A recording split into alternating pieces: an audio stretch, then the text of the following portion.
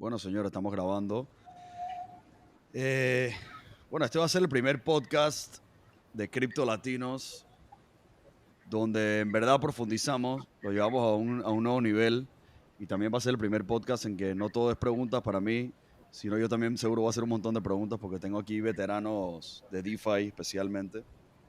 Eh, así que bueno, ahí está, tenemos a Sam, a Mike y a Daniel. Arranquemos hablando de lo que sea. Eh, yo voy a comenzar con una preguntita, pues, a Yo, Michael. yo, yo tengo una idea, me gustaría, y también porque me gustaría saberla. ¿Cuál fue el primer venture a cripto de cada uno? ¿En qué año? ¿Qué fue lo primero que compraron? ¿Y cómo se metieron? Yo justamente iba a hablar Ok, de eso. voy yo Veterano primero. de cripto es 2 semanas de entrar en cripto. Ese es el estándar hoy. Bueno, yo Ese es el arranco. Yo estándar. comencé en cripto en el 2017, en el primer boom, cuando se hizo popular. Compré un montón de monedas que hay varias que ahorita ni existen, en mercados que algunos ahorita ni existen, como Masternode Exchange, que desapareció. Y después que cayó el mercado, no cambié nada, no hice nada. Y ahorita que repuntó, tenía una inversión más grande que con la que entré. Y en este Wow. año arranqué con todo lo que es DeFi.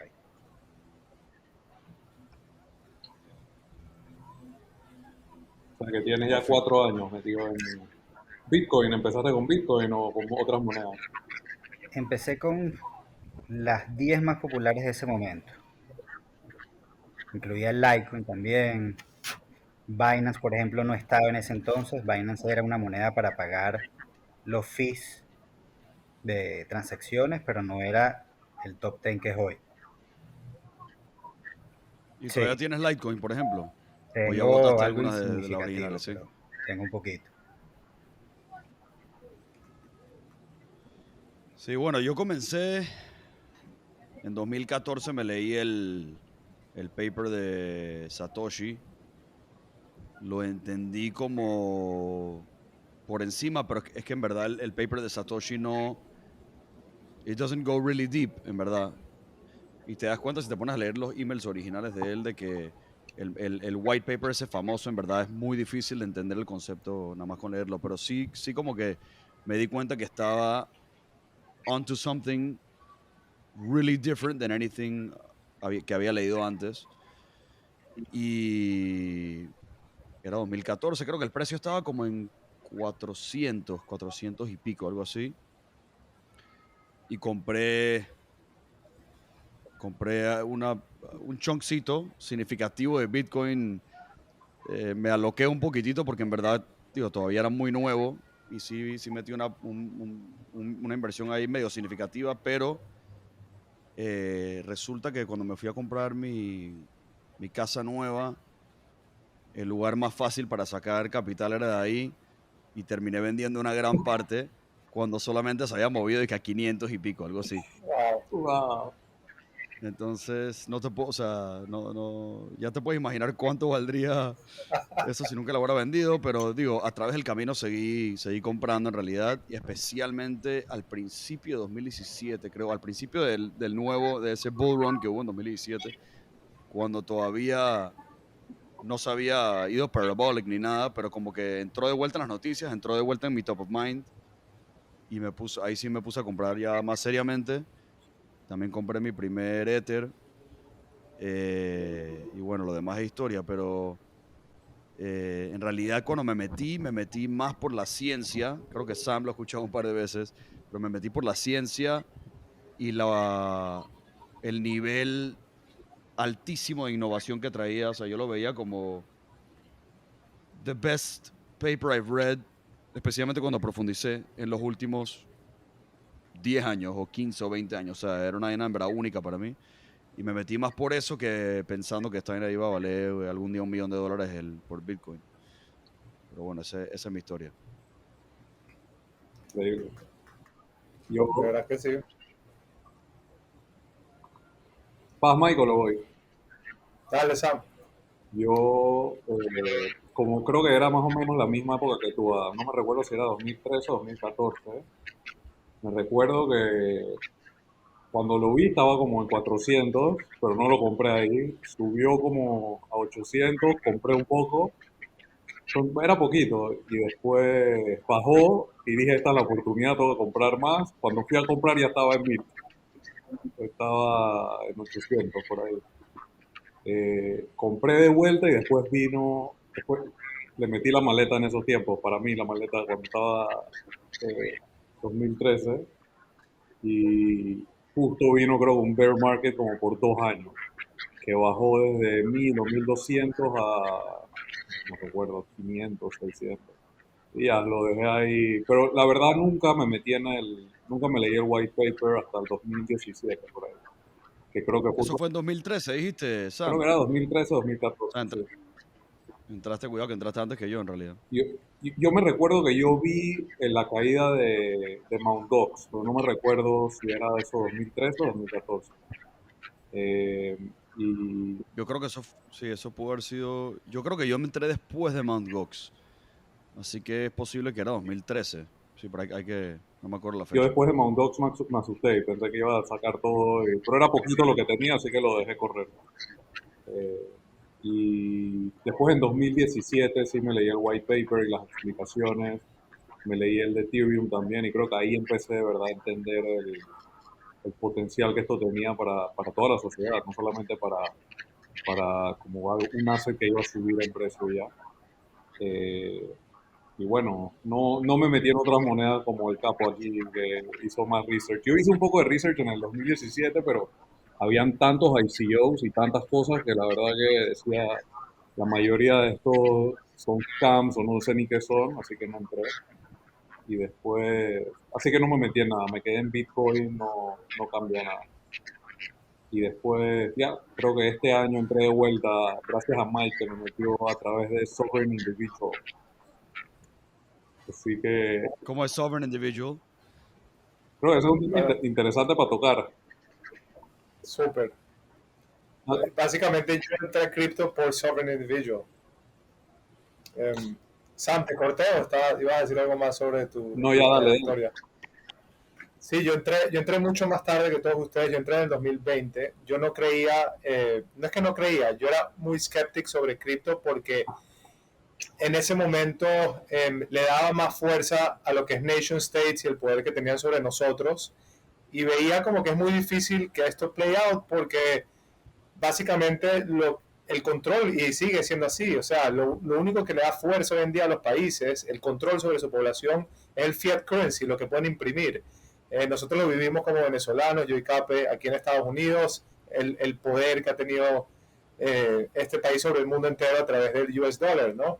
Entonces yo lo veía con un ojo tan escéptico antes que decía, esto no lo veo suceder y después no me metí, me quedé viéndolo, vi el boom, vi el crash y en el 2020 empecé bueno, Sam y yo seguimos a una persona que se llama Naval, un deep thinker, un tipo excelente para escuchar de podcast y eso empecé a escucharlo a él puede ser hace 2 años y después de que escuché a Naval puse a hacer research porque dije, coño, esta persona piensa tan bien, me encantaría ver cómo piensa, ¿no? De dónde saca sus ideas. Entonces me puse como un goal de leerme libros recomendados por él.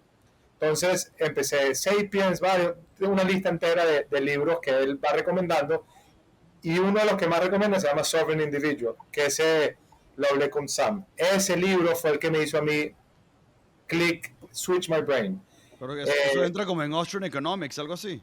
O sea, No, Sovereign Individual es un libro que lo escribieron en 1999 y es una tesis básicamente de cómo el mundo cambió a través del microprocessor, a través del chip desde que se inventaron las computadoras y hacia dónde va. Pero te lo explican de una forma tan real, o sea, que te hablan de cryptocurrencies, de la fuerza de nation states, de todo lo que estamos viviendo hoy. Y el libro fue escrito en el 99. Entonces cuando lo lees y ves la realidad de lo que va sucediendo, se te abren los ojos muchísimo. Entonces, bueno, me leí ese libro, que lo comenté con Sam, y yo estoy en un grupo de e-commerce, yo me dedico al e-commerce, tengo un grupo de amigos allá y uno de ellos me habló de DeFi y yo, ¿de qué hablas? Era como un extraterrestre hablando de algo, ¿no? O sea, what's DeFi? Y de hecho, habló una charla entera, como una hora con un grupo, éramos como 10 personas en ese grupo, y él hablando de stablecoins, de yarn, de farming, y yo, oh my god, ¿qué es todo esto? Y después, Sovereign Individual, él está hablando de Decentralized Finance, que es el futuro de finanzas, y tengo que investigar más. Y ahí me metí al rabbit hole. Bueno, en resumen, llegué mucho más tarde que ustedes, y llegué a través de Sovereign Individual, básicamente. Michael, Si alguien... ¿Qué? Michael llegó más tarde que todos nosotros, pero se volvió más profesional que todos nosotros Sí, en un iba a par de decir, meses. El más iba a decir humilde. que entró tarde, pero aprende 10 veces más rápido que nosotros, por lo Ese que es veo, porque Mira, sabe un tu montón. handle, humilde.if. No, me metí en el rabbit hole, pero la verdad que esa es mi recomendación para cualquier persona que va en cripto, que va a entrar en cripto. Tienes que entrar con un foundational base, ¿verdad? Tienes que entrar de algo que entienda realmente por qué estás entrando aquí, por qué este es el futuro, cómo funciona, y ver más allá que los charts y el price action y porque un amigo me dijo que va a ser bueno o malo. Entonces, para mí, mi recomendación, el eye opener, ABC, ve y lee el Sovereign Individual, te va a dar una base, una columna, de entendimiento de por qué estamos aquí, cómo llegamos, cuál es la evolución nuestra y por qué necesitamos esto. Ya cuando tienes eso, todo lo demás es llenar información y vivir lo que estamos viviendo, ¿no? ¿Cuál es tu background que te permite ser tan ágil en DeFi? ¿Tú tienes un background en finance o entrepreneurship o algo No, así? e-commerce, básicamente, al estar en e-commerce, uso muchos diferentes tipos de softwares, diferentes tools. Entonces siempre se me ha hecho fácil abrir un UI, UX, lo que sea, y dar clic a las cosas. Siempre doy clic, yo soy muy tester, cualquier cosa no me da miedo. Meto mi wallet, meto plata, me doy golpes y empiezo a dar clic. Y haciendo eso con un poquito de curiosidad, entrando en Discord, investigando, vas aprendiendo. Sigue, dándole follow-up a la pregunta de Samuel, me interesa también saber que cada uno ha hecho la historia de cuál fue el momento que le hizo como que clic. O sea, y quizás tú puedes seguir la historia, Mike.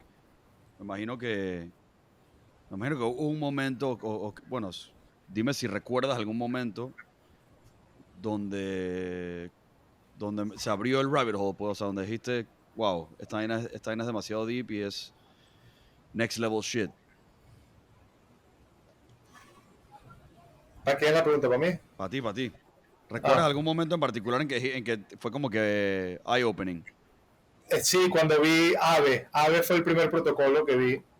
Y me pareció espectacular porque era la parte bueno, Aave, para el que no sabe, es un protocolo de préstamos donde básicamente es lo más sencillo de finanzas, donde uno deposita dinero y pide prestado contra su dinero en colateral, o solo depositas tu dinero y ganas intereses sobre tu dinero. Entonces, vi ese tool de Aave, que era un peer-to-peer lending, y que estaba agarrando el volumen que estaba agarrando, impresionante, y lo sencillo que fue hacer clic y poner un activo tuyo depositado y que generar interés con eso sin hacer absolutamente nada.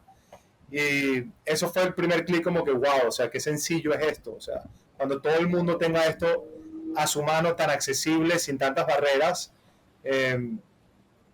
va a ser espectacular, ¿no? Entonces, ese fue un protocolo que a mí me hizo clic muy rápido. ¿Y qué fue lo que tú stakeaste ahí? ¿Qué asset stakeaste? ¿Y cuál era el interest rate en ese momento?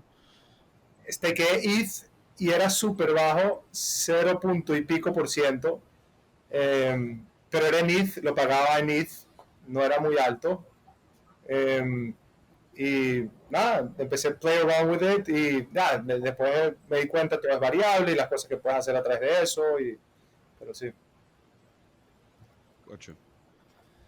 Sí, siguiendo un poquito lo que Michael estaba hablando antes, creo que también hay, o sea, yo creía en esto ya hace un par de años y también a través de leerme Sovereign Individual como que de verdad sentí que este es el futuro, pero creo que es difícil meterse en el rabbit hole solito.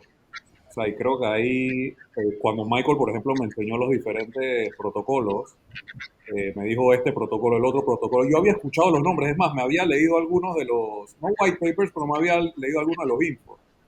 pero nunca me había conectado al Discord, nunca había interactuado con la gente. Entonces creo que una vez que empiezas a hacer eso y te metes en la parte como comunitaria, empiezas a entender lo que está pasando debajo de todo esto. Y creo que hay un tweet de Kyle Davis, que es uno de los fundadores de Three Arrows, que es uno de los fondos más grandes de cripto. Él dice como que, ¿qué es cripto? Cripto es como la coordinación entre humanos más grande que ha existido en la historia. Y yo creo que él le pega un punto muy clave ahí, que es que abajo de todo esto pareciera que están saliendo cosas nuevas, la gente está diciendo que esto va a disruptar los bancos o disruptar el mundo financiero. Eh, pero de verdad es increíble escuchar esas cosas. Uno como que no se lo cree, pero cuando te metes adentro y empiezas a ver lo que está pasando, o sea, te metes a un Discord y hay 3.000 personas y de esas 3.000 hay mínimo 300 trabajando en el proyecto o aportando al proyecto de una manera u otra, empiezas a entender cómo esto puede leverage miles y miles de personas para cada proyecto sin tener que salir a contratar, sin tener que salir a hacer como que un gasto muy grande, entonces te ayuda como que a coordinar a mucha gente de una manera muy eficiente. Y creo que ahí está un poquito el secreto de DeFi. Sí, yo creo que en verdad viéndolo desde afuera, como, o sea, una persona que no entiende el fondo, que nada más escucha, que piensa en el price action y que piensa en hacerse rico invirtiendo en cripto y más nada, si esa persona se da, o sea, nada más con observar las comunidades que se han creado y la cantidad de mentes brillantes que han migrado hacia el espacio, especialmente, o sea, se dice que en Silicon Valley el talento estaba migrando de, ¿sabes? Traditional, digamos, startups a crypto startups y ese talento está migrando con buena razón. O sea, si aceptas ese hecho sin entender nada de lo que está pasando a fondo, o sea, something special has to be happening, ¿me entiendes? Así que yo creo que eso es como que suficiente razón para hacer a la gente creer, a los non-believers o a la gente que no, de que en verdad hay algo, hay algo muy importante pasando, ¿no? Agree. Sí. Espérate, Daniel está en mute. Yo creo que yo lo Capo, puse en mute estás sin en querer, mute. estaba probando algo. No, Ahí se escucha. Ahora sí. sí.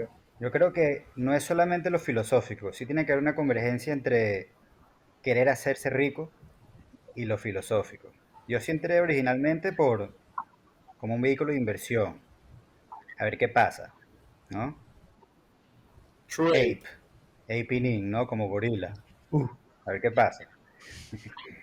Después de que tienes un poco de background filosófico de lo que puede ser el futuro, no solamente es por lo filosófico que metes la plata, también es por creer que ese va a ser el futuro, que puedas hacer plata ahí. Entonces no es ni el uno ni el otro separado, no son mutually exclusive, son las dos juntas. ¿Y cuál es tu Agree, agree. historia, Daniel? ¿Tú recuerdas alguna historia o algún momento que se prendió el Sí, foco? o sea, realmente yo nunca leí el paper de Satoshi, he leído más papers de plataformas más recientes que el paper original. El que para mí me voló los tapones fue una plataforma que se llama Olympus. Esa fue de hecho la primera plataforma en la que yo entré. Tenía en, eh, en, eh, en cryptocurrencies y en plataforma de cryptocurrencies se maneja algo que se llama APY, que es un APR pero computado, lo que te deja un protocolo al año si reinviertes constantemente tu ganancia. Y en el momento que yo entré tenía un APY, esa plataforma, de 100.000% anual. Y me acuerdo que yo entré con 4 unidades de ese coin, que en ese momento estaba creo que en 670. Y a la semana subió a 900 y yo tenía, no sé, casi 5 o 5, 5 punto algo. Saqué el 80% de la inversión, o sea, dejé un poquito ahí. Y una semana después ya tenía la inversión completa de nuevo, porque además de que el coin subió, el retorno me regresó los coins con los que entré. Hasta el día de hoy no he tocado esa inversión. Sigue ahí. ¿Y Wow. cómo están el APY ahora? Se ha reducido un poco, pero todavía está como en 70.000. No Esa es puede una ser. plataforma, bueno, Pero, en el mundo de DeFi relativamente. nueva, creo que arrancó a principios de abril o finales de marzo. Ah, ok. Ok, es Entonces cuando reciente. yo vi eso, nada, Olympus es tan nueva, no sabía que Olympus era tan nueva. Es pasé de súper ahí, nueva. pasé ¿No? investigando plataformas en todos los protocolos. En todos los protocolos, quiero decir, en todas las monedas, en todos los chains. En Ethereum, en Binance, independientemente de la parte filosófica de que Binance es centralized, el tema de los fees de Ethereum es matador. Es una restricción. Por ahí había uno de esos comentaristas que habla o esos académicos de DeFi, que dice que si no tienes más de $150,000 para invertir, los fees de Ethereum se van a llevar mucho de tu ganancia. Entonces, de ahí me Bueno, ramifiqué un poquito. esta, esta semana están bajísimos ya de Sí, vuelta, ¿no? Están súper bajos. ¿Y Sí. dónde vive Olympus? O sea, ¿en qué blockchain? ETH, O- Ethereum. Ethereum. y si quisieras convertir esos coins de la plataforma, que son governance tokens, algo así, me imagino. Son todos. Son- Son governance tokens Si y quisiera, bueno, ahorita casi todos los tokens de una plataforma son el stock de esa plataforma. sí. No, pero no son solo governance tokens. Ganas también intereses con el token al hacer staking en la plataforma. Entonces tiene más Por uso que eso, solo eso es voting un buen rights. punto para explicar qué son los coins de cada plataforma, porque ahorita cada coin, la manera en que se puede entender es como si fuese el stock. Así como Apple tiene un ticker y ese es el stock, a las plataformas lo que hacen es sacar su propio coin y ya no es simplemente una promesa en el futuro, sino en la actualidad son coins, pero que ya generan, ya la plataforma como tal genera un ingreso, un profit, no es un gross income, es un profit real. Pero con un APY tan alto, o sea, me imagino que hay límites a lo que aguanta, o sea, a la liquidez que hay, por ejemplo, o sea, si tú metes 100,000 palos de capital y estás generando 70,000% APY, dijiste, actualmente. Sí, Y es líquido, o sea, que puedes, lo que sea que recibes, lo puedes convertir de vuelta a ETH o yo qué sé, lo está trading en Uniswap, SushiSwap, etcétera. sí. Entonces, como que hay algo too good to be true ahí, o hay un límite como que de lo que aguanta, de lo que puedes comprar, etcétera. Ese APY es variable. Es, ¿qué pasa? La mayoría de los protocolos para arrancar, para traer liquidez, ofrecen ese tipo de APY hasta que llegan a ciertos niveles de liquidez mínima. Cuando llegan a un cierto nivel de liquidez, creo que vamos a entrar en conceptos de liquidity providing, que son tal vez que tenemos que explicar. Pero cuando llegan a cierto nivel de liquidez ya empiezan a reducir esos APYs porque ya no interesa traer tanta gente que quiera meter su plata a esos protocolos. Ya llegan a un nivel en que pueden proveer los servicios de transacción sin traer a gente nueva. Entonces me imagino que todavía para ofrecer ese APY están todavía tratando de traer gente que meta. Ya, o sea que si alguien llega y se atreve a meter la maleta, uno me imagino que para comprar la moneda va a haber un slippage tremendo, o sea, una variación en el precio al momento de comprar por el hecho de que quizás no hay tanta liquidez en los exchanges, en los DEXs, pero además maybe ni siquiera existe el nivel de liquidez de alguien que quiere meter la maleta. No. Déjame explicarte un poco de Olympus, de cómo funciona OM, porque para que entiendas y vas a entender el concepto perfectamente. ¿Qué es OM? Olympus trataron de crear una moneda, ¿verdad? Que es un stablecoin, es una moneda estable, pero no está ligada al US dollar, no está ligada a nada, es completamente descentralizada. ¿Cuál es la teoría de Olympus? Olympus es un central bank, que ese central bank tiene un reserve asset, ¿ok? Ese reserve asset hoy en día es DAI. Ok. Entonces, la manera como está creado Olympus, dicen, por cada DAI que yo tengo en reservas, puedo imprimir un Ok. OM. Ahorita, OM no tiene que estar necesariamente ligado al precio del DAI, sino que va a ser un currency que está backed con assets, pero no tiene que necesariamente valer el monto exacto que está backed. ¿Me sigues? O sea que básicamente entonces, por supply and demand puede subir el precio o bajar el precio. Puede subir el precio, correcto. Cuando OM arrancó con un pre-sale 4-1, 4 OM por un DAI, entonces ya arrancó por 4. El día que yo entré, que fue el día que abrió, yo compré en 300. Entonces había un OM por 300. Ahorita, ¿qué hace OM como Central Bank? Ellos venden OM, reciben DAI y ellos mismos entregan, montan el liquidity pool. OM es dueño del 75% de la liquidez actual que tiene el protocolo. Entonces, ¿qué pasa? Ellos, al vender un OM en el mercado que llegó a valer $1,400, pueden imprimir 1,400 nuevos OMs basados en el reserve. Por eso el APY es tan alto, porque cada venta que generan... ¿Un Oracle o algo así para determinar el precio relativo a DAI y poder imprimir? No.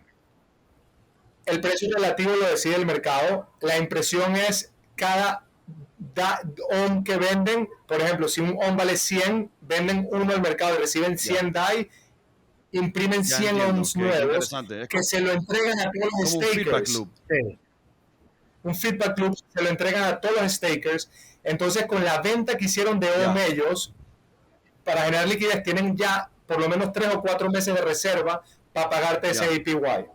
Es diferente a los otros protocolos que imprimen monedas del aire solo para darte APY. Ellos no. Ellos, bajo el reserve que reciben, que tienen backing, que lo que dicta el mercado es lo que dicta el mercado es lo que dicta de cuánto van a poder imprimir. Pero al final, ¿cuál es el propósito? O sea, what is it supposed to do? What is it supposed to do? Ellos quieren crear una moneda que está backed by assets. El primero es DAI, el segundo va a ser ETH, el tercero puede ser WBTC, Decentralized Assets, pero no está necesariamente ligada a un currency. Porque, por ejemplo, hoy los stablecoins están ligados al US dollar, pero si Estados Unidos decide devaluar el US dollar, todos los dueños de esos stablecoins en el blockchain van a estar afectados por cosas que suceden off the chain. OM está tratando de crear un algorithmic coin currency que está siempre dentro del mundo de blockchain, no fuera. Entonces, para descentralizar el currency también. La idea de ellos es básicamente, ellos dicen que Bitcoin tuvo un error como currency, de que nunca al no tener un central bank que puede imprimir o subir y bajar intereses, nunca pudieron estabilizar el precio, lo cual nunca se puede usar como currency. Tú con OM, en teoría, cuando ya tengan $10 billones en reserva, puedes decir, te pago tu salario en OM y va a valer un OM. Sí. ¿Entiendes? Porque ellos van a controlarlo a través del interest rate. Interesante, buenísimo. En Bitcoin no tenían ese control. Por eso Bitcoin migró su función de la función original que Satoshi imaginó a lo que en verdad es que es más digital gold. O sea, en otras palabras, hoy en día como que el mundo también está leveraging el hecho de que esa es la característica de Bitcoin, de que es un fixed incremental supply. Y eso, o sea, eso tiene también su lado bueno, ¿no? De que es más como un better gold than gold. Pero cambiaron el narrative. Ese no era el propósito inicial. Definitivamente lo cambió. Sí, pero bueno, sí, esa es su nueva función. Pero yo creo que eso sí le pone un techo a Bitcoin que antes no se le ponía. O sea, ya comienzas a hablar en market cap de gold, cuántas veces más arriba que el market cap de gold, pero hasta ahí ese es tu reference point, ¿no? Sí. Sí, es un bonito narrative actual. Es lo que hay, sí, real. Es lo que hay para decir. Un detallito. El APY que te pagan, no te lo pagan sobre $100,000 si tú metes $100,000. Te lo pagan en OM. Entiendo, sí. Entonces básicamente el hecho que estás recibiendo un APY tan alto está directamente amarrado a lo que dicta el mercado, y el mercado está dictando que el precio de OM con respecto a DAI está subiendo, o sea, está valiendo más, y por ende te pueden dar ese APY porque están generando nuevo OM en base al algoritmo, ¿right?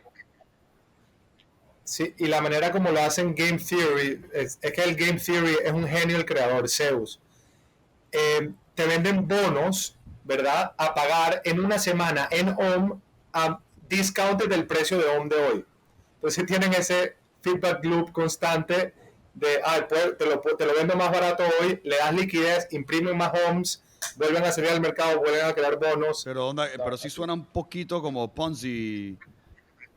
Es 100% un Ponzi.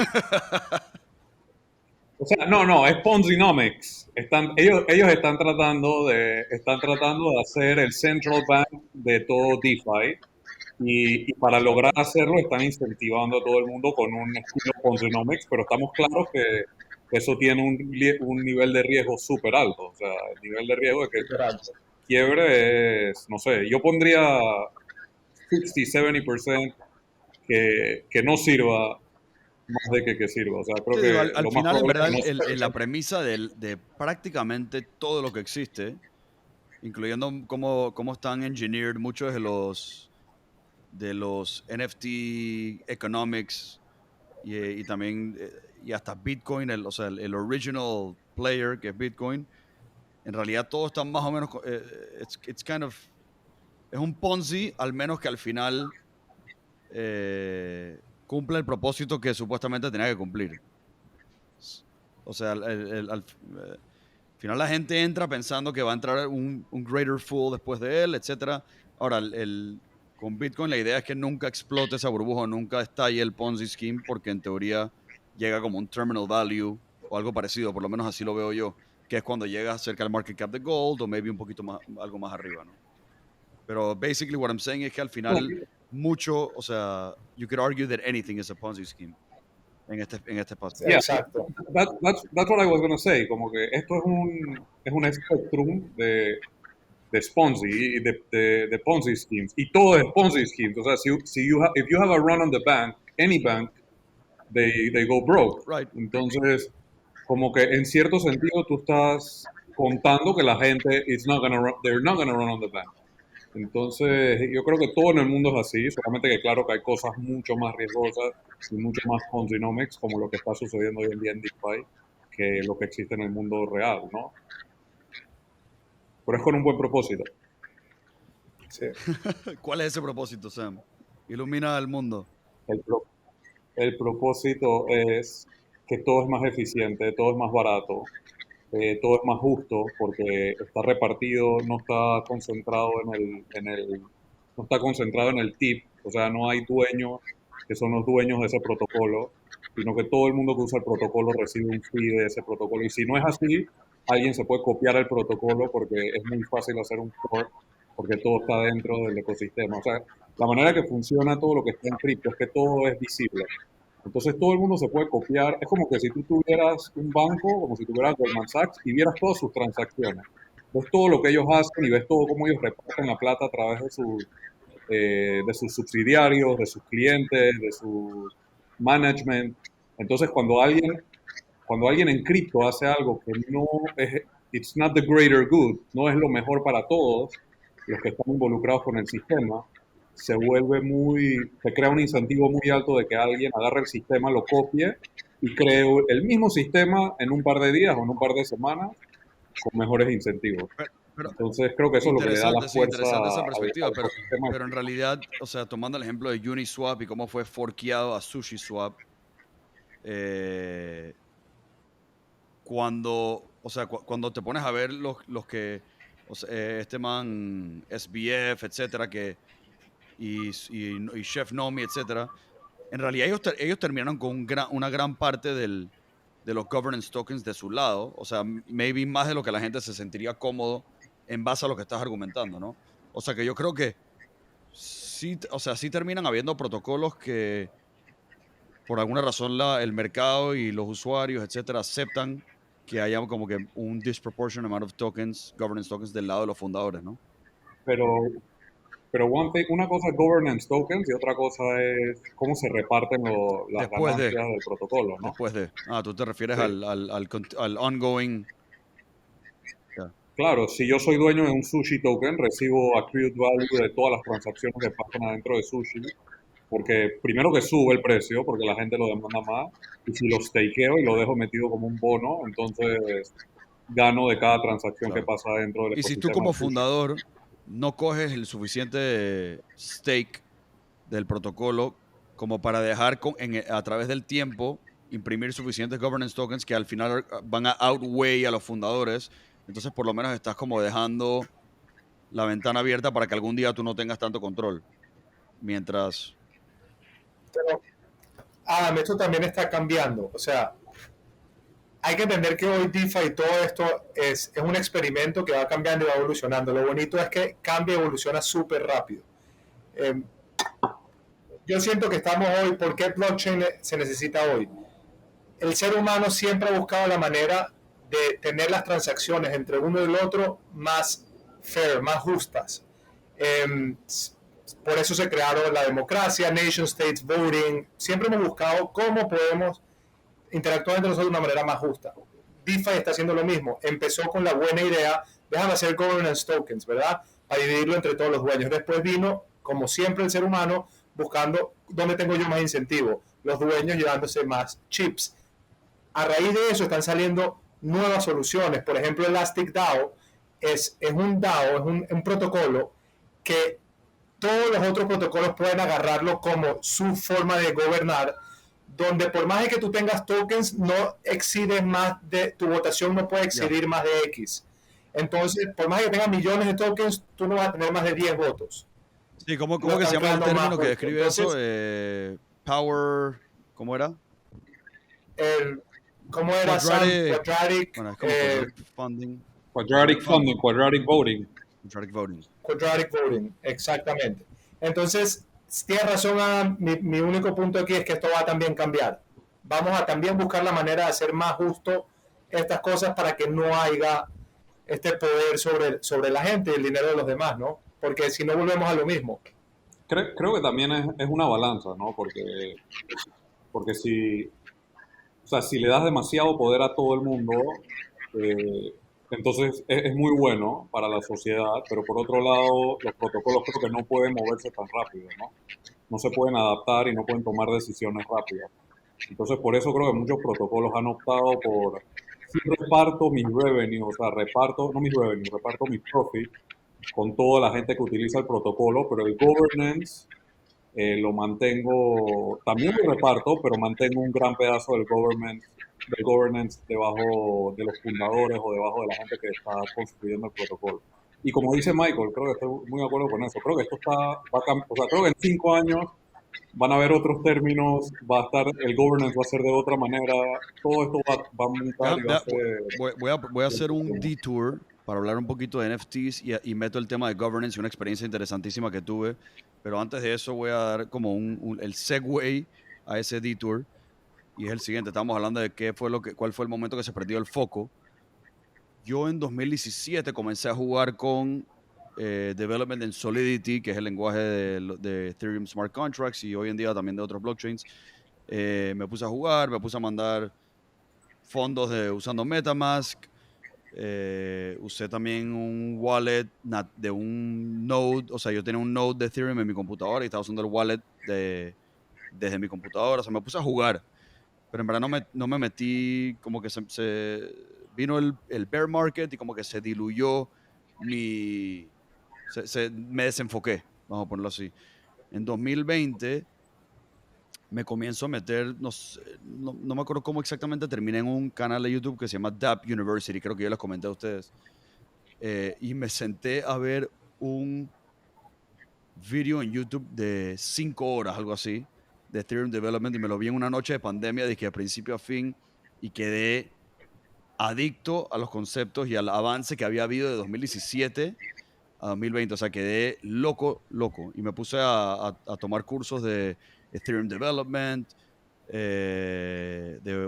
Web3, Full Stack Ethereum Development, manejando los websites, o sea, del frontend hasta el backend, y me di cuenta que esta vaina es un mundo demasiado profundo, y ese fue como el momento que se me prendió el foco, pero en realidad, interesantemente, yo no terminé entrando por el lado de DeFi, aunque sí me puse a estudiar como que levemente en estas clases cómo interactuar con smart contracts de DeFi en código, o sea, programáticamente, smart contracts que yo diseño interactuando con estos otros smart contracts, etc. Pero me terminé metiendo por NFTs.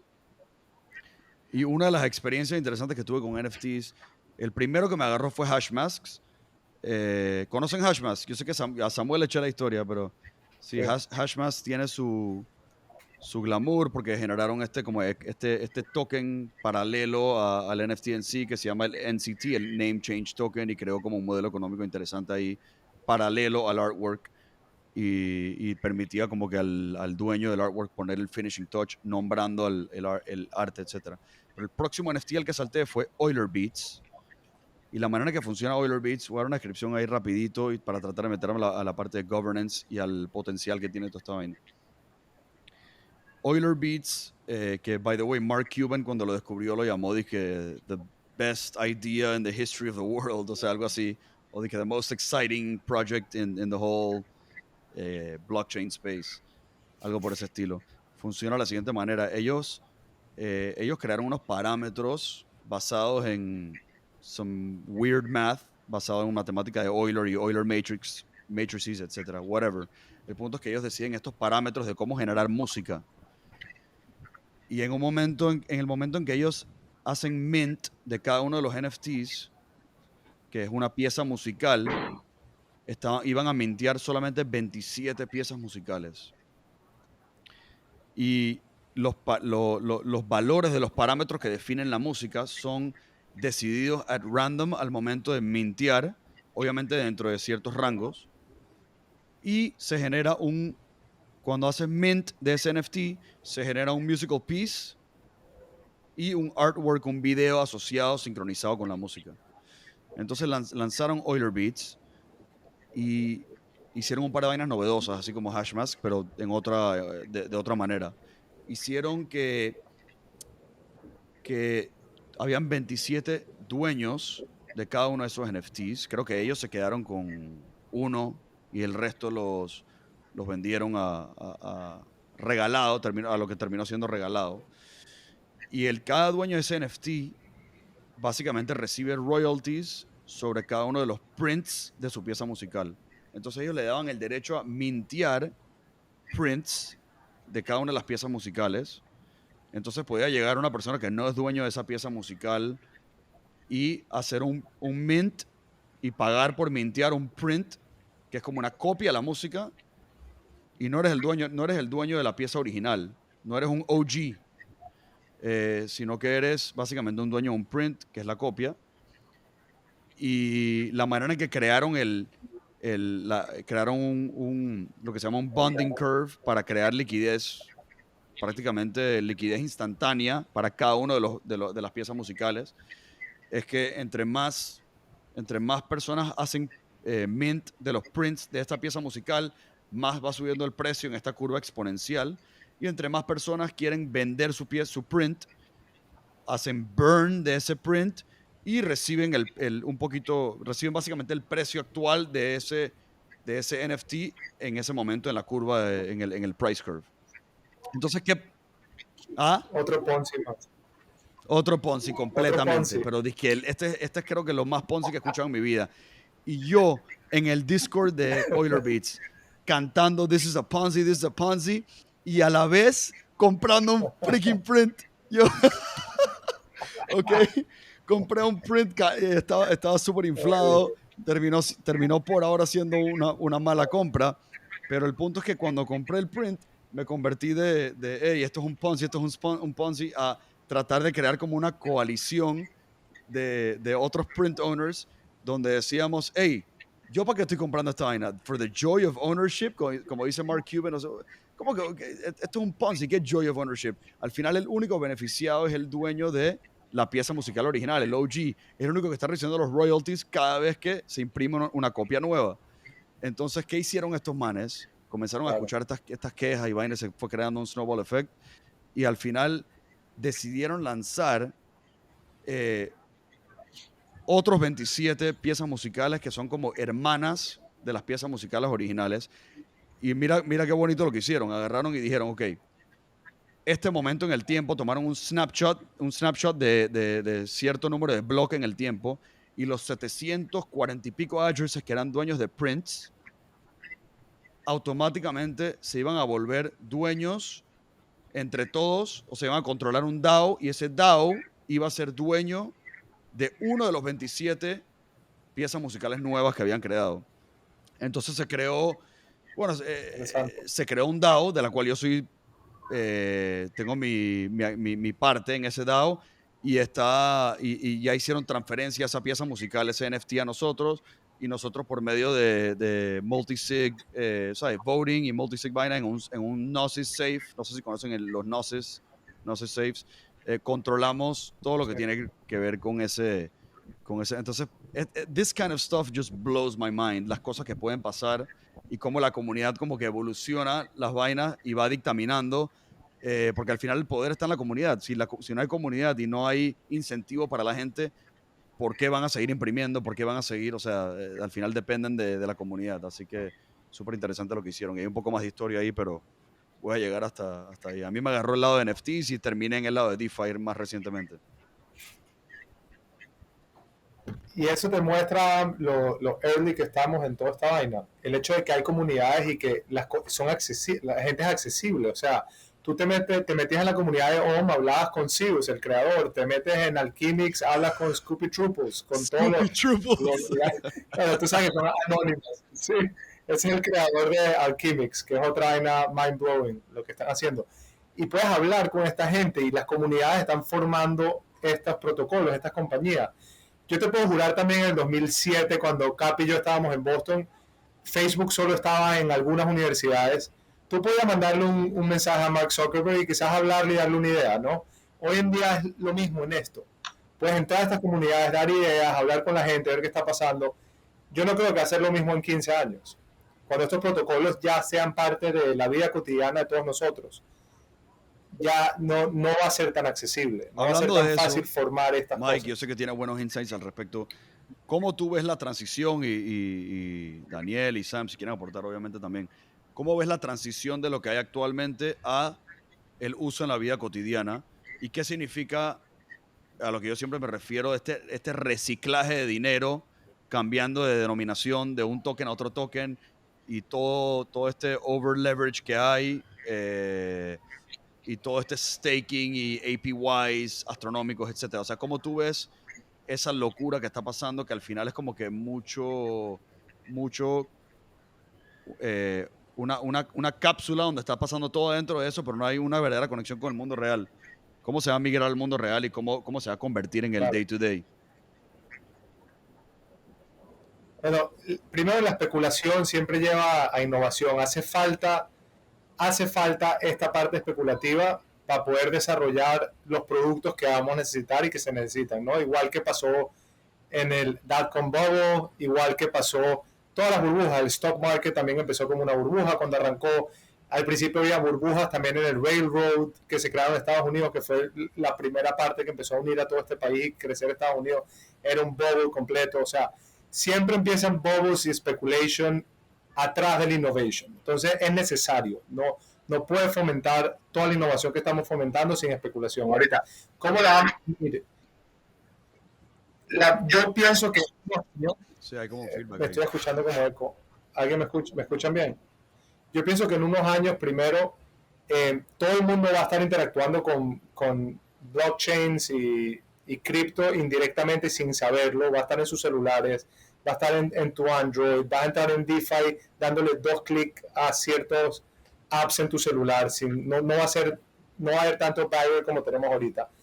Pero lo que puso DeFi en el mapa, que es algo que hablamos nosotros bastante, fue la creación de los stablecoins, ¿verdad? Que eso fue lo único que le dio a cripto la conexión real con el mundo verdadero, porque en el mundo verdadero nuestras finanzas tienes que pagar la renta con monedas que están ligadas a tu economía, ¿no? Al crear los stablecoins, están creando ya la manera de que nosotros le podemos dar el mismo valor a algo y poder transferirnos bienes y servicios entre nosotros, ¿no? Lo primero, entonces, ¿qué soluciona eso? Una de las primeras cosas que soluciona es dándole a la gente identidad bancaria, identidad personal, identidad bancaria, que puedan accesar al sistema financiero, que la gente pueda hay más de 3 billones de personas hoy en día en el mundo que no tienen banco. ¿Cuál es el número? Hay 3 billones ¿Por qué de no, personas. por qué no tienen banco? ¿Por qué no tienen? Millones de personas que están on-bank. Una de las razones principales es porque no tienen identidad. Yo creo que es más que eso. Hay demasiada gente que no tiene identidad. Y en Cuando escuché esa estadística que está Panamá, por ahí, Panamá creo que solamente, ¿cuánta gente tiene? Creo que es bajo el número, no sé, 30, Sí, 40%. es relativamente bajo. He escuchado un rango de porcentaje, Oye, pero esa es puede bajo. ser, esa puede ser la transición. Jack Mallers en la conferencia de Bitcoin dijo que 70% de El Salvador no tenía acceso al sistema financiero. claro, no tienen, entonces no tienen el sistema financiero, entonces no tienen identidad, otra cosa, no tienen banco. Entonces, qué hace ahorita? Toda esa gente sí tiene smartphones, o gran parte de esa gente sí tiene smartphones. Y hay compañías como Starlink que está haciendo Elon Musk, aparte para poder dar internet a cualquier lugar del planeta Tierra. Entonces ahorita tenemos smartphones, tenemos internet, ya hay internet en gran parte del planeta Tierra, pero va a estar en todas partes muy pronto. Y ahora tenemos blockchain y cripto para conectarnos y tenemos stablecoins para tener un medium of exchange que los dos estamos agreeing. Primera cosa que tumba, por ejemplo, gran parte del income de Centroamérica, de varios países, son las remesas, ¿verdad? Que la gente recibe remesas de gente que trabaja en Estados Unidos. Hoy en día en Venezuela, como Cape sabe, gran parte de la gente vive también de las remesas que le manda la gente a otros países. Ahorita, ¿cómo tú mandas remesas? Tienes que usar Western Union. Western Union te cobra fees altísimo, quita tiempo, tienes que ir a, esa persona tiene que agarrar un taxi, tiene que caminar, todo eso va a poder mandarle un individuo de Estados Unidos a su familiar en Nicaragua a través de un app en su celular, un stablecoin, que es la misma moneda que él usa Déjame ser para abogado y pagar. hablo un Porque segundo. ¿Por qué tiene que ser con blockchain? O sea, ¿por qué no puedes instalar un PayPal app en el celular de toda la gente en El Salvador que está unbanked y permitir recibir remesas a través de PayPal y que la economía ande encima de el US dollar en las bases de datos de PayPal? Porque primero, el control que tienen los nation states sobre nosotros, primer control son las identidades, ¿ok? Que es la manera como nos controlan. Y los nation states, ¿cómo controlan el banking industry? Primero pidiendo KYC, que es Know Your Customer. Entonces, tienen que quitarle el control, los países dejar el control a las identidades y a su sistema financiero para permitir esto. ¿Eso puede suceder? Puede suceder. ¿Va en contra de cómo está el mundo hoy en día? Sí, va en contra. ¿Cómo va a ser el disruption? No sabemos. Todas son buenas preguntas. ¿Cómo va a terminar? Pero blockchain lo facilita. Sí, ¿no? para dar un ejemplo, o sea, estas son cosas que han pasado antes. Por ejemplo, en Estados Unidos, todo el mundo primero tenía teléfono, nadie tenía teléfono, después todo el mundo tenía teléfono y se cableó todo Estados Unidos para que todo el mundo pueda hablar por teléfono. Pero en lugares como India eso nunca pasó.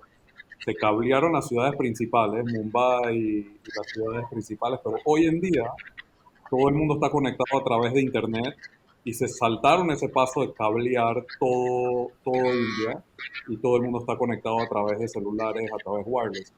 Entonces creo que la respuesta a la pregunta de por qué tiene que ser con blockchain, no es que por qué, hay muchas maneras de hacerlo. La razón por qué va a pasar con blockchain es porque es una plataforma mucho más abierta y mucho más fácil de implementar.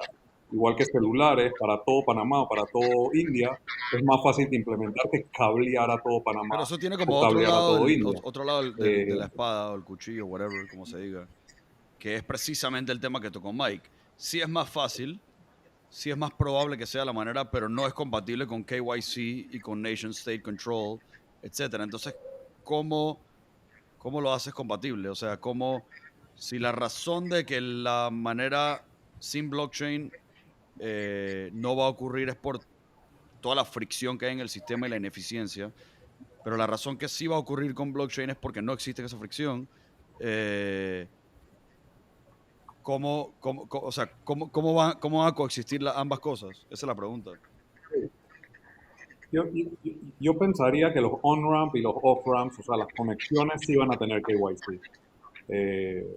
Por ejemplo, o sea, cuando tú en Estados Unidos, cuando quieres sacar plata de cripto y sacarla, la puedes sacar, puedes liquidar $1 millón, pero tienes que pasarlo a través de Coinbase o tienes que pasarlo a través de una de las plataformas que sí requieren KYC. Entonces creo que ese va a ser el nivel de control que sí van a tener los nation states por Hasta que ahora, dure no el sé hasta dólar. cuándo. Y creo que lo van a seguir, creo que lo van a seguir teniendo. No creo que eso va a parar en el futuro cercano, en 10 años. No Pero creo que ¿tú eso va crees a que es parar. suficiente Yo que creo, estos on-ramps y off-ramps sean el único control que tienen y todo lo que ocurre P2P y business to business y B2C sea off? yo creo que hay otra perspectiva. Ahí algo que dijo Michael, que es interesante. El que lo recibe en Nicaragua no lo va a sacar no lo va a convertir de stablecoin a local currency o a fiat. Lo va a utilizar así. Y la razón por la cual tiene que ser Sí. blockchain o puede ser blockchain es porque el proveedor de servicio de transferencia es los mineros. Entonces, esos mineros por facilitarte la transferencia, porque por cada transacción que tú haces, por cada transferencia que tú haces de cualquier coin, Bitcoin, por ejemplo, es muy caro, Ethereum ahorita es muy caro, pero va a ser más barato. Pero si tú, por ejemplo, transfieres, por decir otra moneda, ADA, te cuesta $1 la transferencia que hagas. El que te provee ese servicio no es una compañía como PayPal que tiene que saber quién eres ni tiene que reportar taxes de que transfirió plata de un lado a otro y meterse en temas de money laundering. Entonces, provee un servicio global de transferencia de plata sin tener que estar estipulando que es un servicio de transferencia de plata. Claro, eso es lo bonito, pero la pregunta es si va a pasar de manera, o sea, con anarquía, Pues, o sea, bueno, sin irte tan lejos, Venezuela ahorita, la moneda oficial es Bolívar y no se transa en bolívares prácticamente nada. Lo único que todavía está en bolívares son los salarios del sector público. El sector privado transa completamente en dólares, vive en dólares, el país funciona en dólares, la gente está trabajando en dólares y la banca local realísticamente no se y trabaja los en dólares. salarios y los Entonces ya la salarios gente, de los empleados públicos, o sea, están inflados para poder compensar la devaluación contra el dólar o están no, supuestamente a lo que al bolívar, digamos, al viejo al valor de antaño y si sí, cómo viven, pues, cómo pagan sus gastos. porque el gobierno, o sea, el salario está como en $4, pero el gobierno subsidia parte de los costos de vida con comida. Entonces el gobierno, entre comillas, regala comida. Pero el sector privado, inclusive los empleados, vamos a decir, administrativos, ¿no? Secretarias, gente de limpieza del sector privado ganan en dólares. Los vigilantes de los edificios ganan en dólares. Y pagan en dólares. Todo funciona en dólares y no es un sistema que tiene una banca local en dólares. Cacho. Entonces ya hay un posible use case para Venezuela de que todo se trance en stablecoin y que todo el mundo tenga acceso a stablecoin en su celular. Bueno, pero yo en esto estoy de acuerdo con Adam. O sea, es verdad que ese es el producto final que queremos, que la gente trance en stablecoins y que termine pasando así. Pero realmente hoy nadie está pagando su renta en No, stablecoins claro, cuando podrían en Venezuela y en Panamá hoy por hoy no. y en muchos otros lugares. Entonces, la gran pregunta es si todo el mundo va a hacer ese salto en los próximos 5 años de tener wallets y que puedas hacer esas transferencias en stablecoins y se acabó, o si primero va a pasar algo gradual que los bancos van a aceptar hacer esas transferencias y van a aceptar esos pagos haciendo KYC y haciendo el off-ramp, ¿no? Eh, I don't know, yo preferiría la primera, ¿no? Pero creo que es un poquito irreal en estos momentos. ¿Sabes qué pasa también? Veo, veo imposible que todos los países se pongan de acuerdo, que todas las entidades financieras de todos los países se pongan de acuerdo, ¿verdad? Para decidir, vamos a aceptar stablecoin en nuestro banco, o PayPal se puede aceptar en mi país, o PayPal aceptar a una persona de Irán, o de un indio, o una... los nation states tienen tanta sobreprotección, monopolio sobre su tierra, están built de la manera confrontadora. Entonces tú estás diciendo que ellos todos van a adaptar y van a cambiar sus switches y nos vamos a convertir financieramente en un worldwide level playing field donde todos aceptamos transacciones entre nosotros. No lo veo eso pasando. No veo los tratados financieros funcionando, los bancos comunicándose entre tantas diferentes monedas, países, softwares. Es complicadísimo. No, estoy de acuerdo con eso no va a pasar. O sea, lo que yo me imagino es más algo como lo que está pasando con Coinbase en Estados Unidos, que van a haber entidades en cada país. Eso es lo que pasa en Singapur también. Singapur ya tiene leyes de cripto, pero ningún banco acepta cripto. Todos son a través de entidades financieras secundarias, como Coinbase, que hacen el KYC, que corren todo el third party risk, y después hacen la transferencia al banco y el banco lo acepta porque es una compañía que al final ellos están asumiendo el counterparty risk, perdón. Entonces, creo que esa es la manera que va a pasar en los países un poquito más desarrollados como Panamá y para arriba. En los países menos desarrollados, creo que está la opción que dijo KP, pero estoy de acuerdo contigo. Eso no va, los bancos no van a empezar a aceptar cripto de hoy a mañana porque es demasiado ¿Sabes que usando el ejemplo de para ellos? Coinbase, No siempre he pensado que es un poquito de bullshit el KYC de Coinbase, en el sentido de que tú haces tu KYC y te permite hacer incoming y outgoing wires. Ese es el off-ramp y el on-ramp que tú mencionas, Sam. Pero todo lo que pasa en medio, on-chain, de los fondos que están on-chain, circulando, etcétera, que terminas mandándolos a Coinbase, nadie tiene idea, nadie está rastreando en teoría de dónde vino esa plata, de dónde vino esos fondos, pero igual te están dejando hacer ese outgoing wire a tu cuenta bancaria. Entonces hay como un KYC en el on y off-ramp, pero de todo lo que está pasando en medio no hay KYC. Entonces, ¿para qué el KYC? Tampoco lo hay. Tampoco lo hay en la banca normal. Sí, no lo hay en la banca normal. En Panamá hay supuestamente un KYC en el medio. Panamá es súper fuerte, pero aquí en Estados Unidos yo trabajo, recibo transferencias, cobro de clientes, y nunca el banco me ha preguntado nada. Entonces es lo mismo básicamente.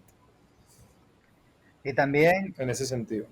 O sea, para responder, la pregunta creo que era cómo se hace el crossover. ¿Cómo llega a ser esto una utilización? No necesariamente tiene que ser una utilización uniforme en todos los estratos, en todos los niveles, en todos los países.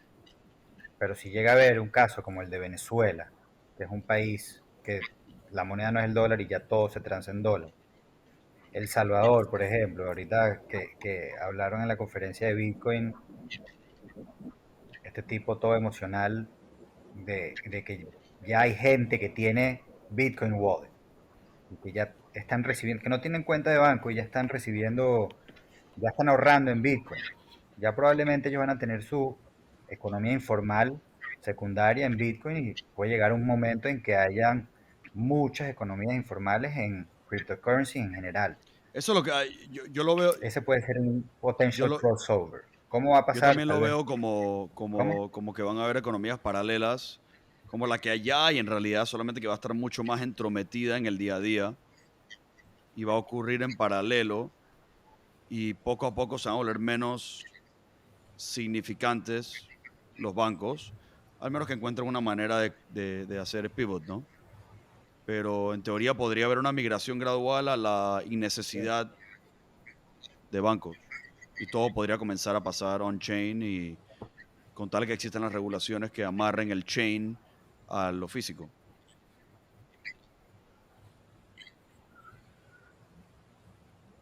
Correcto. ¿Qué tal ese anuncio de Salvador? ¿Qué implica en verdad? Bueno. Hablemos un poquito de qué implica, buenísimo. Porque la implicación más grande para mí, viéndolo como que simple-minded, es que no habría capital gains tax. No hay impuesto de ganancia capital porque ya no estás comprando y vendiendo un activo. Pero bueno, en Panamá ya de por sí, sin que Bitcoin sea un currency reconocido como currency, ya no hay capital gains tax de cripto tampoco porque se considera ingreso generado o ganancia capital generada en el extranjero, no es del territorio. Entonces, esa es la implicación. Esa es una de las implicaciones. Entonces, creo que la otra implicación es que todo el mundo lo tiene que aceptar, No sé ¿no? O si, eso no no sé está si muy Esa es la claro. todo el mundo implicación, lo tiene para que mí esa. aceptar. Porque no creo que es el official currency. Sí. Puedes pagar deudas en Bitcoin, You can sell what? básicamente. You can Settle settle debts. debts in Bitcoin. O sea, puedes armar con, pero, Debts, deudas, sí. o sea que puedes Yo te debo plata a ti, es reconocido como un currency. Si me da ganas de mandártelo en Bitcoin, Lo tienes que aceptar.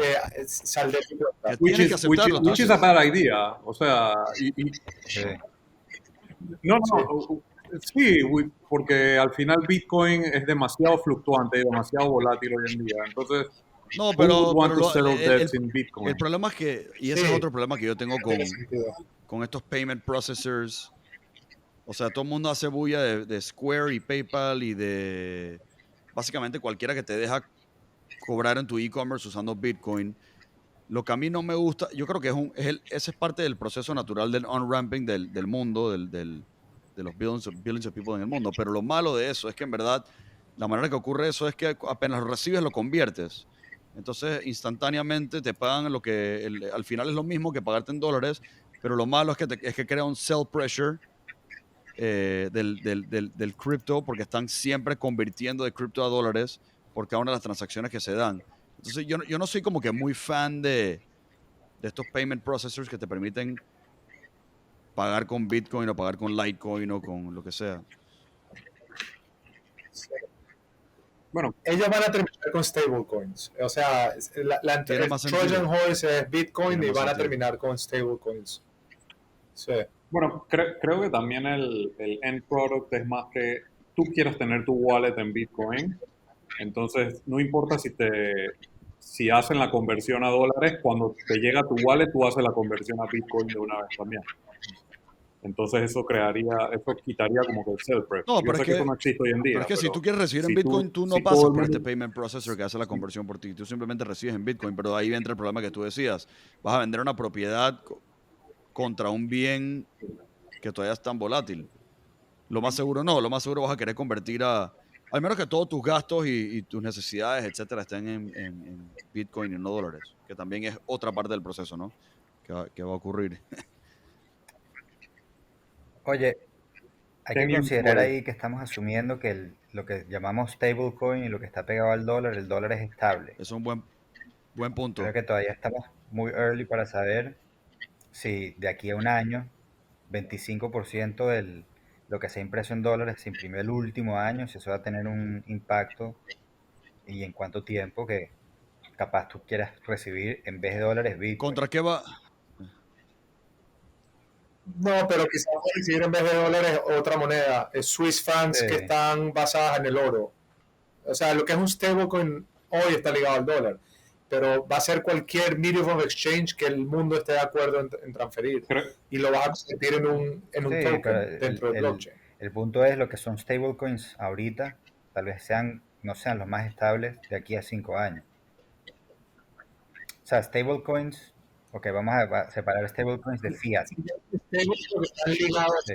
no porque lo que ¿A está qué ligado va a es terminar estable. siendo ligado a los stablecoins entonces si se prueba que el dólar es hyperinflationary, por ejemplo, y que el resto de las monedas, el euro también, etcétera? Olympus. No me digas que vamos a regresar a que el backing de todo va a ser oro físico, por favor. Que puede ser una respuesta.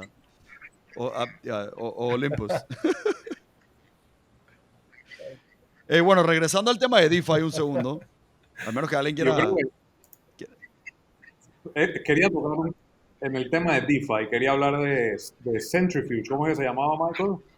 Sí, Centrifuge. Creo que, SPVs. sí, creo que es muy interesante ese tema, porque esto está bridging como que el mundo real finance o real world assets con el mundo de DeFi.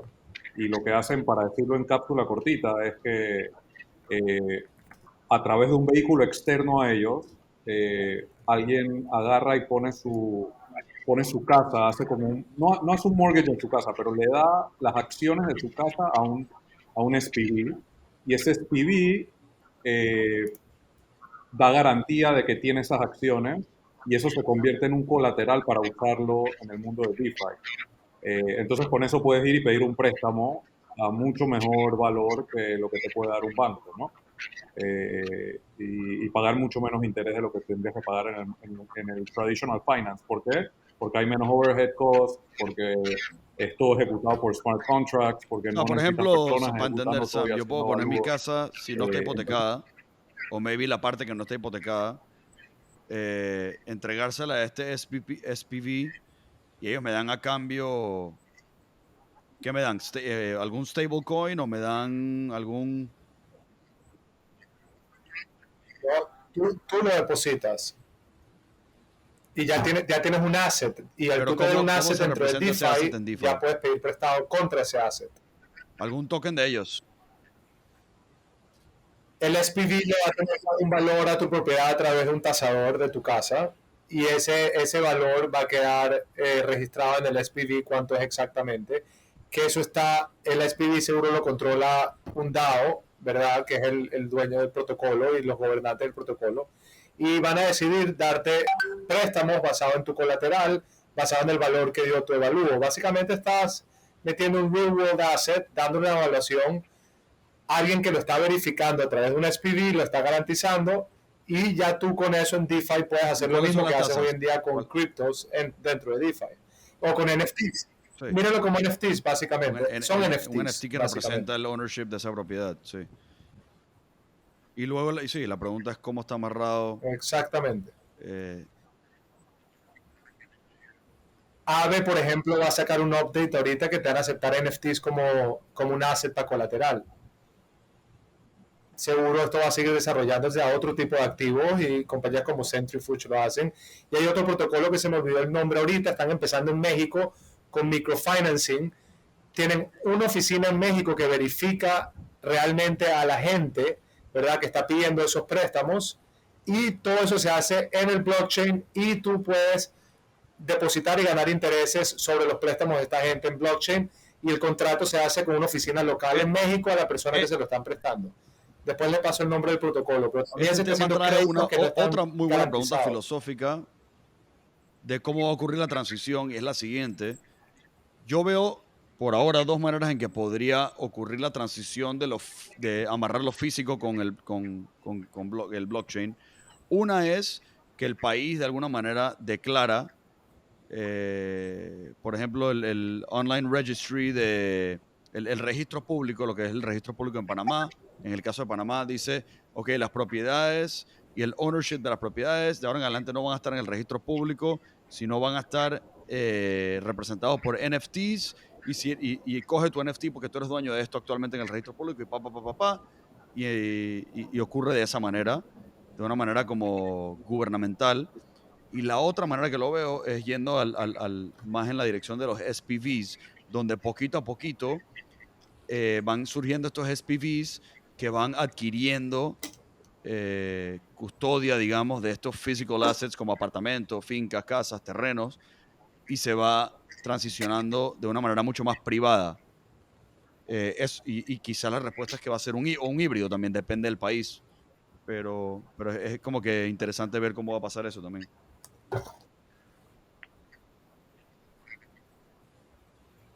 Sí. Sí. Yo creo que va a pasar más la segunda, y la razón es que creo que es más fácil adaptar el sistema a cosas que ya existen legales que cambiar el sistema legal. O sea, es mucho más difícil hacer una enmienda de que ahorita vamos a aceptar NFTs como un settlement. Sería excelente, creo que eso es lo más eficiente que hay, pero I just don't see it happening. No ha pasado en Va a ningún ocurrir. lado todavía. Entonces, bueno, aunque hay algunos lugares en Estados Unidos que ya ahorita los DAOs son reconocidos como entidades. Creo que Wyoming Sí. también vi algo.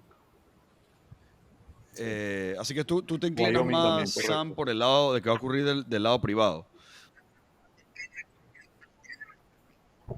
Claro, porque yo estaba pensando también, ¿por qué un abogado no puede dar este servicio? Una firma de abogados que conocemos, que se conocen todo el mundo, Morgan y Morgan, tiene una entidad que se dedica solamente a tener los activos de la gente y a ejecutar lo que dice el DAO o lo que dice Centrifuge.